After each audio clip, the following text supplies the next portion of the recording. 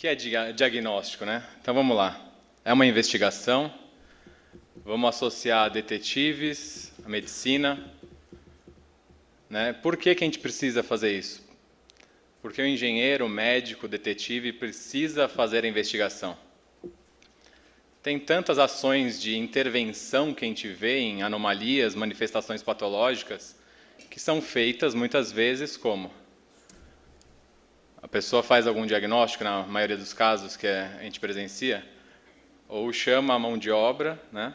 E já começa uma intervenção partindo de um pressuposto X, ou de uma ideia, um preconceito, né? Um golpe de vista, uma intuição ali, o feeling do profissional, no chute, né?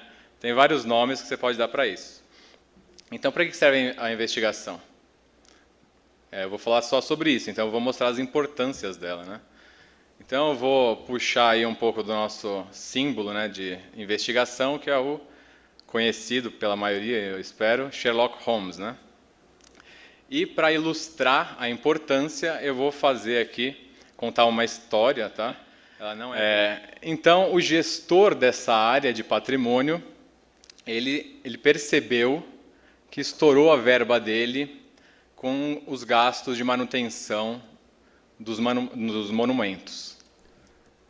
O que ele vai fazer? Ou que um profissional, o que vocês fariam no lugar dele?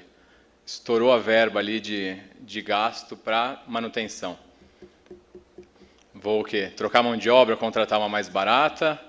Vou deixar de fazer a manutenção? Como que eu atuo num problema? Eu preciso conhecer esse problema, né? Saber a abrangência dele, o que gerou ele. Então eu preciso fazer uma investigação, certo? Muitas pessoas não fazem. Mas vamos lá. Então eu incorporei aqui o Sherlock e fui atrás de investigar. E a arte de investigação, o diagnóstico, ela envolve questionamento. O melhor diagnosticador é aquele que sabe fazer as perguntas corretas, né? E a pergunta básica de um questionador é por quê? Né? Desde criança a gente nasceu com isso, é inato do ser humano, né? Por quê, por quê, por quê? Com o tempo a gente vai achando que sabe de tudo, né? E para de falar porquês.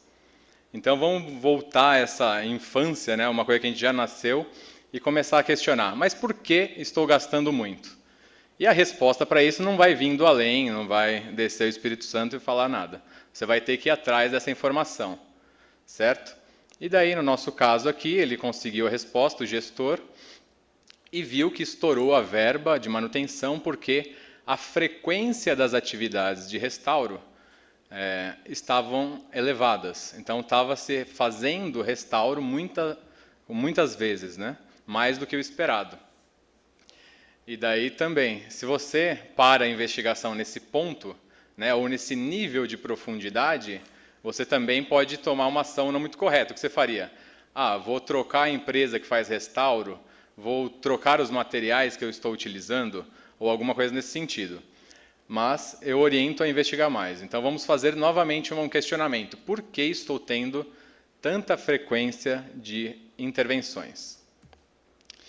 E daí, investigando um pouco, foi levantado, né, falando principalmente com os envolvidos, o pessoal da ponta, né? Você não pode fazer isso isolado dentro do seu escritório ou dentro do seu palácio mental, esse é o sótão mental. Então foi observado que a atividade de lavagem estava sendo muito frequente. Tá? Então, a gente conseguiu ver que o problema do desgaste superficial que requeria o restauro era a lavagem. E também, se você fosse intervir nesse momento, o que você faria? Vou começar a lavar seco, vou gastar fortunas com materiais de limpeza para que não deteriore a superfície da estátua. Mas eu aconselho a gente a continuar perguntando, por que estou lavando com tanta frequência o meu monumento? E daí, investigando um pouco, a gente descobre que tem muitos pombos na região, né? Então, o pombo faz suas necessidades ali na área, e daí requer a limpeza disso, e daí deteriora superficialmente, você gasta com restauro e estoura a nossa verba. Tá, e daí o que vocês fariam nesse ponto? A gente investigou, e aí?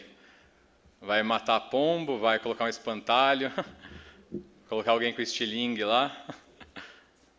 Vamos investigar um pouco mais, certo? e vamos descobrir por que tem tanto pombo. E daí fazemos de novo o porquê tem tanto pombo, e se descobre que tem muitos insetos próximos a essa estátua. Daí o pombo vem comer os insetos, faz suas necessidades, suja a estátua, daí a gente gasta com limpeza, deteriora superficialmente, eu gasto com restauro e estouro minha verba. E também, se você fosse atuar nesse nível, pode ser que vai eliminar os insetos seja uma coisa inviável ou ambientalmente não correta. Então vamos questionar novamente, por que tem tanto inseto? Para ver se existe um porquê que a gente consegue chegar. Daí fazendo o porquê, a gente descobre que a iluminação que é feita na estátua atrai insetos, que atrai pombos que sujam a estátua, que você gasta com lavagem, restaura e estoura a verba. Então, agora, o que eu preciso fazer para corrigir meu problema? Eu troco apenas a iluminação, correto? Se eu trocando a iluminação por uma lâmpada que não atrai insetos, eu diminuo o meu gasto com manutenção dos monumentos. Então, por que eu precisei fazer essa investigação? Porque eu compreendi o problema, a abrangência dele, e também, eu tratando aqui, eu vou impedir que isso ocorra. Não vai ter mais insetos, não vai ter mais pombos, e assim por diante. Então, por que eu preciso investigar as causas? Tudo isso aí foi buscando as causas. E vocês, pelo exemplo, puderam observar que existem níveis de profundidade de causa. E na engenharia diagnóstica, em outras áreas de investigação de causa, a gente chama de causa raiz. Então, quando a gente está fazendo o diagnóstico, a gente está em busca da causa raiz, o que foi o primeiro gatilho, a primeira peça de dominó que caiu, que foi gerando um efeito em cadeia, que afetou depois, gerou um sintoma posterior. Então, investigar as causas para quê? Primeiro eu mostrei que foi questão de custo. Custo, se eu tratar a causa, eu vou diminuir custo. Apesar de eu ter um custo com a investigação, eu vou ter uma economia a longo prazo, porque eu vou ter certeza que o problema não vai retornar. E outra coisa muito importante, que as pessoas às vezes não levam em consideração, que investigar serve também para diminuir a incerteza, diminuir o risco. Porque a partir do momento que você não sabe as causas, você não sabe a consequência daquilo. Não sabe o que mais de sintomas o problema vai te trazer.